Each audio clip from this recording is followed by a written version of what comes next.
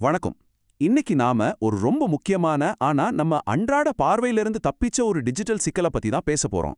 தமிழ்நாட்டோட அரசு இணையதளங்கள் ஏன் இவ்வளவு குழப்பமா இருக்கு, அதுக்கு பின்னாடி மறைஞ்சிருக்கிற உண்மைகள் என்ன, இதெல்லாம் பத்தி தான் இன்னைக்கு நம்ம டீட்டெயிலா அலச போறோம். வாங்க ஸ்ட்ரெயிட்டா விஷயத்துக்கு போவோம். ஒரு நிமிஷம் யோசிச்சு பாருங்க. உங்களோட சொந்த அரசு சேவைகளை பெற உங்களுக்கு ஏன் 9 வித்தியாசமான லாகின் ஐடி பாஸ்வேர்ட் தேவைப்படுது?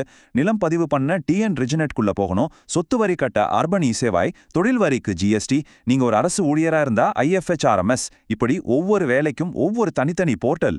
ஒரே தகவலை திரும்ப திரும்ப பல இடங்கள்ல டைப் பண்ற இந்த டெய்லி போராட்டம் நம்ம எல்லாருக்கும் ரொம்ப நல்லாவே தெரிஞ்ச ஒண்ணுதான் இல்லையா? ஒரு சாதாரண குடிமகனா நமக்கு இது 9 வெவ்வேறு போர்ட்டல்கள் கொடுக்கிற ஒரு தலைவலி, ரொம்பவே குழப்பமான வலைப்பின்னல். ஆனா அரசு துறைகளோட பார்வையில இது என்ன தெரியுமா? இது அவங்களோட அதிகாரத்தை பாதுகாக்கும் ரொம்பவே சேஃபான டிஜிட்டல் தீவுகள். ஆமாங்க, ஒவ்வொரு துறையும் தங்களை ஒரு தனி அரசாங்கமாவே நினைச்சுக்கிட்டு செயல்படுறாங்க. இதைத்தான் டிபார்ட்மெண்டல் சைலோஸ், அதாவது துறை சார்ந்த தனிமைப்படுத்தல் அப்படின்னு சொல்றோம். இது ஏதோ வெப்சைட் சரியா டிசைன் பண்ணாத பிரச்சனை கிடையாது, இது ஒரு கட்டமைப்பு ரீதியான நோய். வரித்துறை, கருவூலம், பதிவுத்துறைன்னு ஒவ்வொரு துறையும் தங்களுக்குள்ள டேட்டாவை ஷேர் பண்ணிக்கவே மறுக்கிறாங்க. தங்களோட 15 வருஷ பழைய சாஃப்ட்வேர்களை ஒன்னோட ஒன்று இணைக்காம தங்களுக்குன்னு ஒரு தனி தீவு மாதிரி இயங்கிட்டு இருக்காங்க. இது சும்மா நான் சொல்ற ஊகம் கிடையாதுங்க. தமிழ்நாடு மின் ஆளுமை முகமையோட முன்னாள் தலைமைச் செயல் அதிகாரி சந்தோஷ் மிஸ்ராவே என்ன சொல்றாருன்னா, மிகப்பெரிய சவாலே இந்த துறை சார்ந்த தனிமைப்படுத்தலை உடைக்கிறது தான்.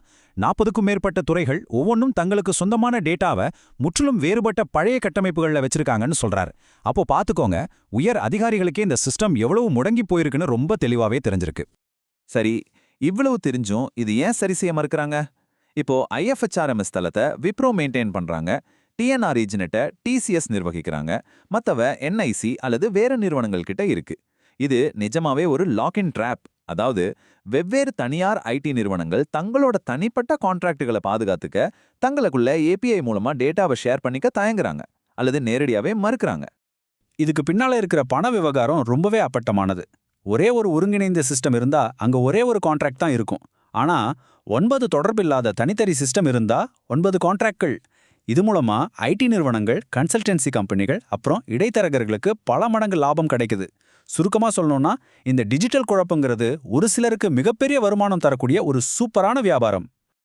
ஆனா இத சரி பண்ண சட்டத்துல இடமே இல்லையான்னு நீங்க கேட்கலாம். அங்கதான் ட்விஸ்டே.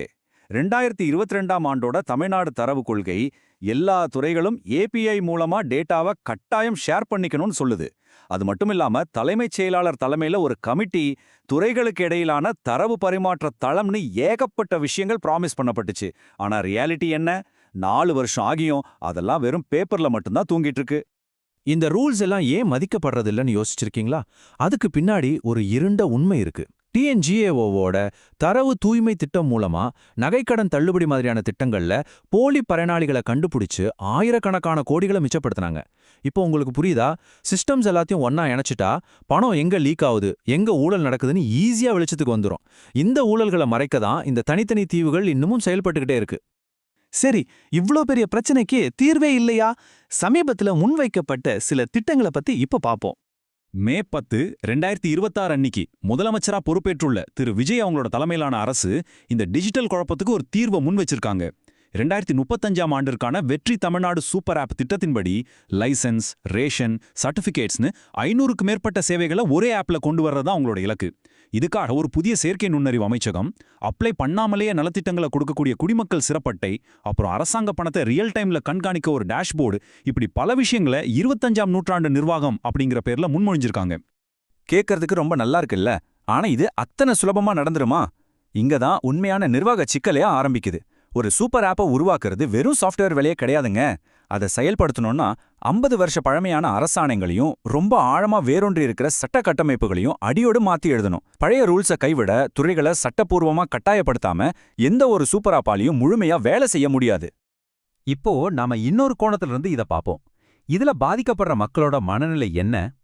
கோடிக்கணக்கான மக்கள் தினசரி இந்த டிஜிட்டல் குழப்பத்தால கஷ்டப்படுறாங்க. ஆனா யாருமே இதை பத்தி பெருசா கேள்வி கேட்கறது இல்ல. ஏன்? முதல் விஷயம், இது கண்ணுக்கு தெரியாத ஒரு பிரச்சனை. டெக்னிக்கல் நாலேஜ் இல்லாததால சர்வர் ஸ்லோவா இருக்குன்னு நினைக்கிறாங்களே தவிர டிபார்ட்மெண்ட்களுக்கு நடுவில் கனெக்ஷன் இல்லைன்னு அவங்களுக்கு புரியறது இல்ல. ரெண்டாவது, நம்மளோட மனப்பாட கல்வி முறை. சிஸ்டம் ஏன் இப்படி இருக்குன்னு கேள்வி கேட்காமலே நம்ம பழகிட்டோம். இது கூடவே டெய்லி 300 ரூபாய்க்கு போராடுற ஒரு சாமானியோட வாழ்க்கை அழுத்தமும் சேரும்போது அங்க கேள்விகளுக்கு இடமே இல்லாம போயிடுது. மீடியாக்களும் அரசியல் செய்திகளுக்கு தர்ற முக்கியத்துவத்தை இந்த மாதிரி ஐடி ஃபெயிலியர்ஸ்க்கு தர்றதில்ல. சரி, இதையெல்லாம் தாண்டி இதுக்கு என்னதான் டெக்னிக்கல் தீர்வு? ஏபிஐ இன்டர்ஆப்பரபிலிட்டி அப்படிங்கிற வார்த்தையை கேட்டு நீங்க பயப்பட வேண்டாம். ரொம்ப சிம்பிளா சொல்றேன். அரசு கம்ப்யூட்டர் சிஸ்டம்கள் எந்த ஒரு தடையும் இல்லாம தங்களுக்குள்ள பேசிக்கிறது தான் இது. உதாரணத்துக்கு, நீங்க ஒரு கல்யாணத்தை ரெஜிஸ்டர் பண்ணீங்கன்னா அந்த தகவல் ஆட்டோமேட்டிக்கா சுகாதாரத்துறைக்கும் வரித்துறைக்கும் அப்டேட் ஆயிடும். நம்ம தனியா போய் நிக்க வேண்டாம். இது நமக்கு தர மறுக்கப்படுற ஒரு மிகச் சாதாரணமான ஆனா ரொம்ப ரொம்ப அவசியமான வசதி. இப்போ இருக்கிற நிலைமைக்கும் தமிழ்நாட்டுக்கு உண்மையிலே தேவையான அமைப்புக்கும் இருக்கிற வித்தியாசத்தை கொஞ்சம் கவனிச்சு பாருங்க. இப்போ 9 லாகின்கள், 9 டேட்டாபேஸு, 9 ஐடி கம்பெனிகள்னு இருக்கு. ஆனா நமக்கு நிஜமா தேவைப்படுறது ஒரு குடிமக்கள் இயங்குதளம், அதாவது சிட்டிசன் ஆபரேட்டிங் சிஸ்டம். ஒரே ஒரு ஆதார் லாகின், மாநிலம் முழுமைக்குமான ஒரே ஒரு சென்ட்ரலைஸ்டு டேட்டா லேக்கு மற்றும் ஓப்பன் ஏபிஐ சிஸ்டம். இதுதான் ஒரு உண்மையான டிஜிட்டல் வளர்ச்சியா இருக்க முடியும். இதெல்லாம் நடைமுறைக்கு சாத்தியம்தானான்னு நீங்க நினைக்கலாம். எஸ்டோலியா அப்படிங்கிற நாட்டுல வெறும் 13 லட்சம் மக்கள் தான் இருக்காங்க. ஆனா அங்க இருக்கிற அரசாங்கம் தன்னோட 99% சேவைகளை எக்ஸ்ரோட் அப்படிங்கிற ஒரே ஒரு பிளாட்ஃபார்ம் மூலமா மக்களுக்கு எந்த தடையும் இல்லாம கொடுத்துட்டு இருக்காங்க. உலகத்துல இது சாத்தியம்னு நிரூபிக்கப்பட்டிருக்கும் போது இந்தியாவில் குறிப்பா ஐடி துறையில முன்னணியில இருக்கிற நம்ம தமிழ்நாட்டுல இது இன்னமும் ஒரு கனவாவே இருக்கிறது கொஞ்சம் வருத்தமான உண்மைதான். ஃபைனலா ஒரு மிக முக்கியமான கேள்வியோட இந்த அலசலை நாம முடிச்சுக்கலாம். அரசாங்கத்தோட இந்த டிஜிட்டல் இணையதளங்கள் மக்களோட வசதிக்காக உருவாக்கப்பட்டிருக்கா இல்ல அரசு துறைகளோட வசதிக்காக உருவாக்கப்பட்டிருக்கா? கவர்மெண்ட் சர்வீசஸை டிஜிட்டல் முறையில ஒருங்கிணைச்சு வாங்குறதுங்கிறது ஏதோ ஒரு ஆடம்பர வசதி கிடையாதுங்க. அது ஒவ்வொரு குடிமகனோட அடிப்படை உரிமை. இதை பத்தி கொஞ்சம் ஆழமா யோசிச்சு பாருங்க. மீண்டும் இதே மாதிரி ஒரு சுவாரஸ்யமான அலசலை சந்திப்போம்.